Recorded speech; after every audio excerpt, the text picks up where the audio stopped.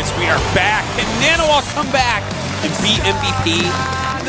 I don't know. It would be like one of the best comebacks in the GSL if he did. Yeah, it'd be big. This is a bitch of a map right now for NaNiWa. Yeah, he's gonna have a hard time. This is his least favorite map, and then even if he wins on this map, which is gonna be tough, then he has to win the next 2 games after that. So he basically has to MVP 3 games in a row against MVP, who's like basically the best, or one of the best, if not the best, at mixing up builds.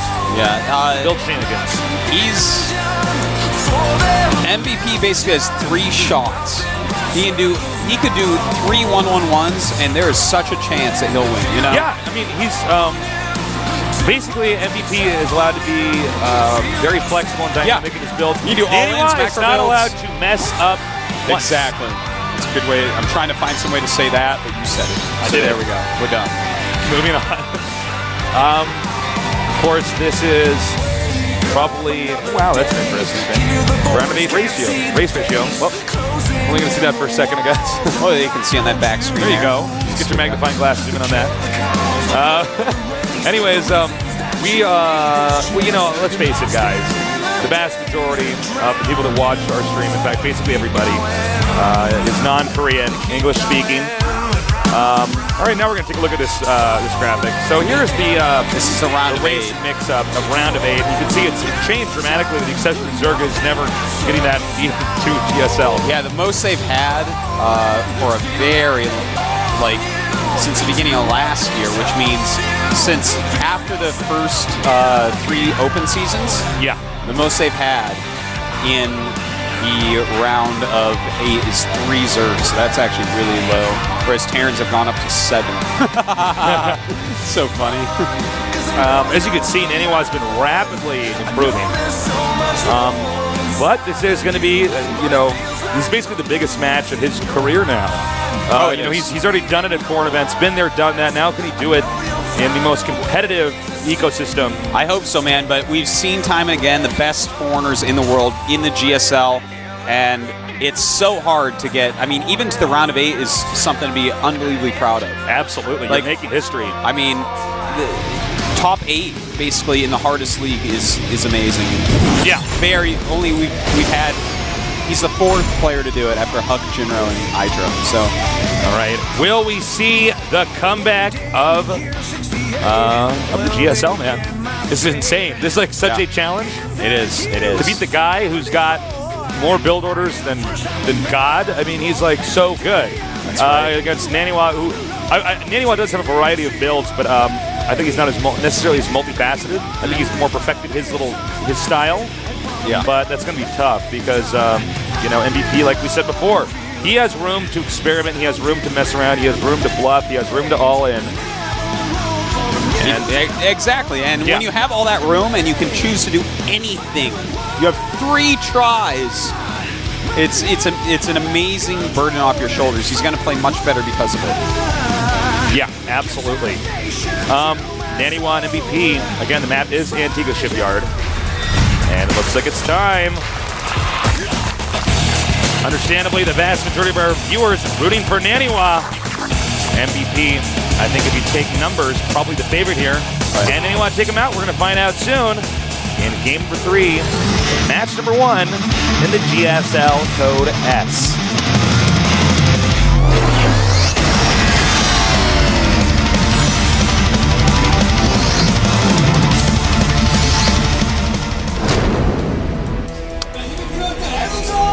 The last foreign hope down 2 games. He needs to win 3 in a row. Can he do it? His ID is NaNiWa.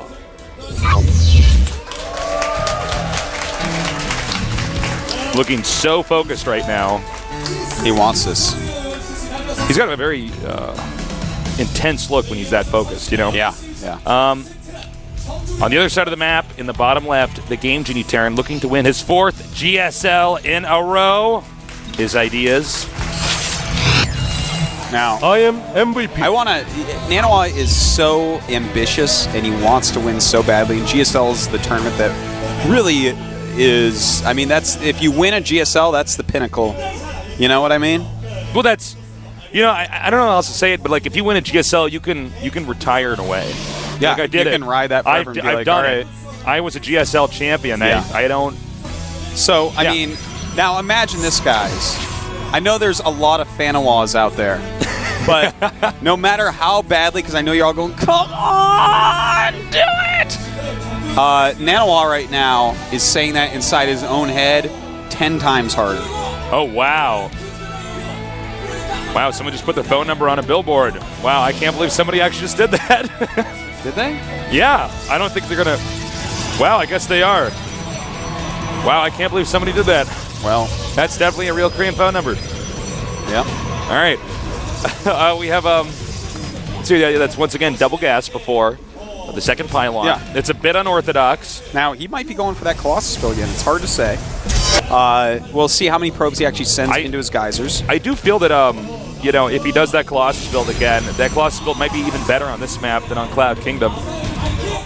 Yeah, I would tend to agree with you. You know, the high ground it acts a bit different here. Right. And, yeah, I would say it would be a little bit better.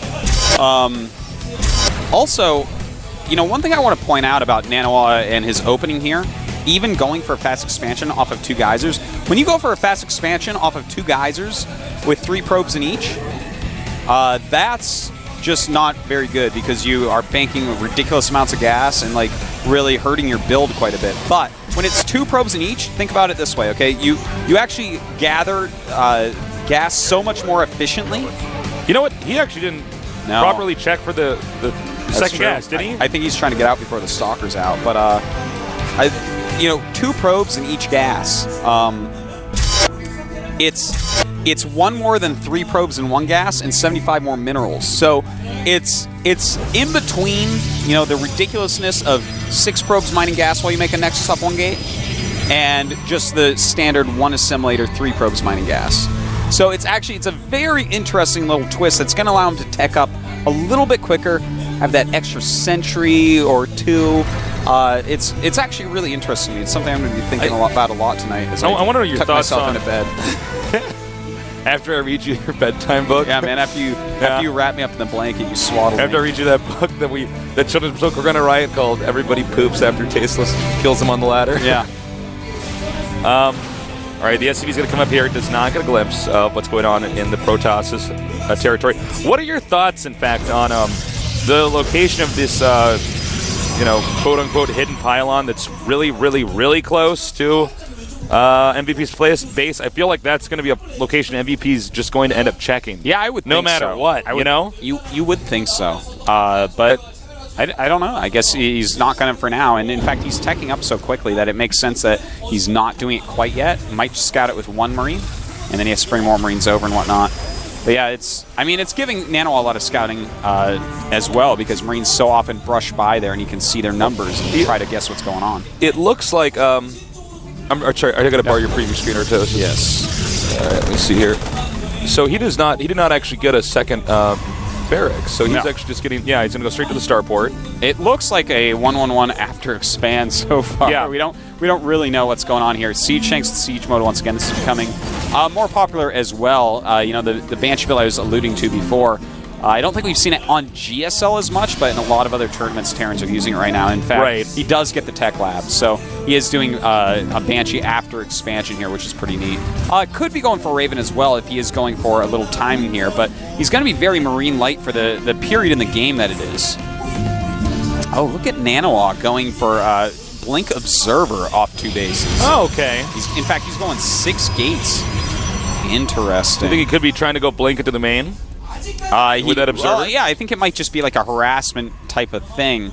The thing is, against siege tanks, it can be hard if MVP places them perfectly. And if he makes a Raven, then the observer's obviously not going to be any good. Point defense drone, of course, when that is ready, going to be amazing. And MVP is adding Raxes, so it looks like kind of a 1-1-1 variation here after expansion, so not like as all-inish or anything, just a bunch of good units he's making. If you notice, MVP has not really scanned the Protoss' base once. He's really focused on just getting enough mules or enough minerals no matter what, that he's actually going to do this attack basically regardless of whatever the Protoss had in mind. Scouts, that's a big deal. Unfortunate, and is going to get the probe too. Now, this is so cool. Oh, nice. Man. Ah! Oh, just not getting it. And, nice so scan. smart by MVP. Shut down the Observer. It's lights out now for the Protoss. Well, he he's does have got a another second one. Observer. Excuse me. And now he sees Siege Tanks. Now NaNiWa knows everything that's going on. He shouldn't really lose a lot of units here. I mean, unless he wants to just try to trade with a lot. And look at this. Warbin and Zealots with that pylon. Nicely done. Really taking a lot of damage and dealing a lot as well. And it looks like he will have to get out of there. Really nice move there. Now he needs to blink the rest of those Stalkers out. I don't think the cooldown's done yet.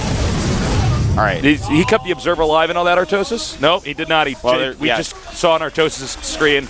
They got gunned down. The audience cheering right now. Well, I mean, right now we do that. A lot of SCVs died in that. So we have 28 SCVs to 46 probes. So right now NaNiWa has a much better economy. Of course, the Mule's going to keep it decent for MVP right now.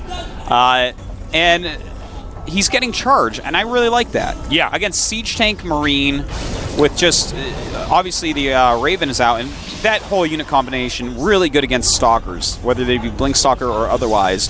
So NaNiWa is switching it up, going into charge, and I mean, that has to give Fanawals hope. I have to agree with you, Artosis. I like the transition out of this, especially the Immortals that he's been making as well. They're going to be out in the game soon. And, I think he can absolutely cope with this. I think he's identified, after he lost the Observer, he says, okay, there's a Raven. We know the Raven's great with the point defense drone against the Stalkers. And he's responding in a very intelligent way. Okay, it does look like there's a possibility MVP is going to move out. Either that or he's relocating his army. But it does look like it could be a push. This is basically one of these timing pushes where MVP says, all right, I'm going to win this game before the 15-minute marker. But don't forget there's a lot of Blink Stalkers out, too. So if he comes all the way out, NaNiWa can just blink in. Okay, is he going to blink in, though? No, he's decided that he needs he's to going to go pick for the things Raven! off. And the Raven has, 14 HP there. Well, that's pretty rough for NaNiWa. Trading some Stalkers for that. He has supply blocked MVP at the moment. That's really important for this moment. And looks like some SCVs are going to be sent out here. The Observer actually. Well, luckily he doesn't have Blink, so the Observer, if it does die, not the biggest deal, but still he does want that to be able to spot for where the army is. All right, now he's going to want the Zealots in the front, obviously. The perfect timing for NaNiWa coming down this ramp. Again, the point defense drone did just barely come down in time there. Oh, it's my a lot God. less damage here for the Stalkers, but the Immortals are targeting down the Siege Tanks. Just perfect timing down the ramp by NaNiWa. Beautiful attack here, crushing the forces of MVP, who has to retreat. Really well done. You can see the Zealots now shredding up the Marines. A lot of these Marines are not going to make it home.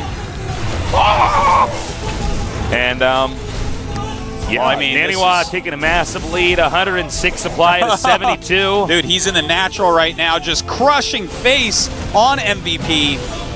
Look at this, soften tanks as they try to come home. Oh, wow, he's actually going to bounce him all the way back home. Man. Yeah, I think this is actually a kill move. Is this the beginning of a comeback? It very well could be. I think he's actually going to take this all the way up the ramp. Yep, he wants to get right up there.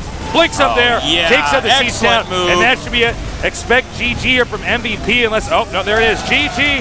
Wow, really well done by NaNiWa. And he has to be happy with that game, Tasteless. He crushed MVP. Can he do it 2 more times? Yeah, that was the hurdle that NaNiWa had to get over to trigger the comeback. And he did it. Actually, really well, by the way. No, he did a great job, man. I'm really interested in this new double gas opening with 2 probes on each. I've seen it. It's very unconventional from previous StarCraft openings. Yeah, it makes a lot of sense, though. Just a little bit extra gas. You already have that geyser. It delays your Nexus a little bit, but can really help you to jump ahead in tech like we saw there. He got out the Observer, he got out a Sentry for safety, and he went Blink very, very quickly. So I'm really excited to see what he has planned for these next 2 games. We have Daybreak coming up next. Yeah. Good map for PvT. Absolutely. And, I'm curious to see what MVP has planned. MVP, again, he still has 2 more shots. So there's definitely a chance that MVP will do a different build. I don't think we're going to see the same build that MVP just did there again. Note MVP not playing a conventional Terran vs. Protoss in 1 game so far. Yeah, he had true. He's doing Marine some different siege stuff. Tank. Siege tanks are on a little bit of a comeback, but it's not by any means standard. Right now, standard is get those 3 racks after expand, go up to medevacs, or there's some stuff that's more standard on the Korean server that we haven't seen as much. That I think we saw 4GG or Finn do and maybe MVP do once, where it's like mass barracks into medevacs. But you know, he's playing a little bit different. That's smart though, because NaNiWa's going to be ready for standard. He's been practicing with Bomber a lot and Hack a lot, and those guys play a pretty standard style. MVP always good at picking the right builds. NaNiWa did, though, completely annihilate that attack there from MVP. I think MVP a little bit caught off guard back there. Yeah. But enough about that. We're about to go into game number 2. The map will be Daybreak. NaNiWa against MVP. Game number 4 here. NaNiWa has to move that cup. Move that cup, NaNiWa. What are you doing, NaNiWa? You're screwing up. NaNiWa's already made one mistake before this game. He's already made one mistake in game number 4, Artosis. Can he make any more? I don't know. Well, again, this is one of those maps, so there's a lot of different builds. Fast expanding, probably the most popular on this map since you're a good distance away from your opponent. Again, every non-Korean basically rooting for NaNiWa. And if he wins this, it's going to go down to that final game. And that'll be crazy. Oh my god, if we make a game 5, Tasteless, that would be so epic. Can NaNiWa do it? We will see in a minute. Daybreak is a good map for him, Tasteless. It's time for game number 4. NaNiWa, the Protoss Foreign Hope against the greatest Korean Karen to date. Only bringing you the best in Seoul, Korea, the Mecca of esports. This is the GSL Code X. I love that you do this with these shots on the map. It actually brings a lot more